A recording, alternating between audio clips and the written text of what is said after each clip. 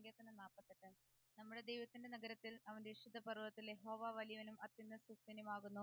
മഹാരാജാവിന്റെ നഗരമായ ഉത്തരഗിരിയായ സിയോൻ പർവ്വതം ഉയരം കൊണ്ട് മനോഹരവും സർവ്വഭൂമിയുടെയും ആനന്ദവുമാകുന്നു. അതിന്റെ അരമനകളിൽ ദൈവം ഒരു ദുർഗമായി വെളിപ്പെട്ടു വന്നിരിക്കുന്നു.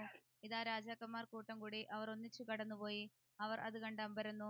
അവർ പരിഭ്രമിച്ച് ഓടിപ്പോയി. അവർക്കവിടെ വിറയൽ പിടിച്ചു, നോവ് കെട്ടിയവർക്കെന്ന പോലെ വേദന പിടിച്ചു. നീ കിഴക്കൻ കാറ്റുകൊണ്ട് തർശീശ് കപ്പലുകളെ ഉടച്ചു കളയുന്നു. നാം കേട്ടതുപോലെ തന്നെ സൈന്യങ്ങളുടെ യഹോവയുടെ നഗരത്തിൽ, നമ്മുടെ ദൈവത്തിന്റെ നഗരത്തിൽ കണ്ടിരിക്കുന്നു. ദൈവം അതിനെ സദാകാലത്തേക്ക് സ്ഥിരമാക്കുന്നു. ദൈവമേ, നിന്റെ മന്ദിരത്തിന്റെ മധ്യേ ഞങ്ങൾ നിന്റെ ദയയെക്കുറിച്ച് ചിന്തിക്കുന്നു.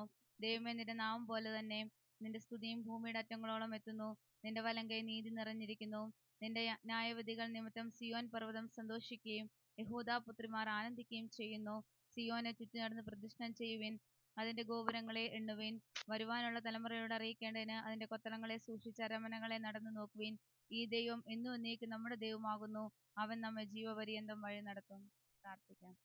ഞങ്ങളെ വാത്സല്യമായി സ്നേഹിക്കുന്ന ഞങ്ങളുടെ സ്വർഗീയ പിതാവാം ദൈവമേ, നിന്റെ മക്കളാകുന്ന അടിയങ്ങൾ കർത്താവെ, യൂത്ത് വിറ്റിനോടനുബന്ധിച്ച് ഒരു വെള്ളിയാഴ്ച പകൽക്കാലം കടന്നു വരാൻ കർത്താവ് ഒരു അവസരത്തിനായി സ്തോത്രം ചെയ്യുന്നു.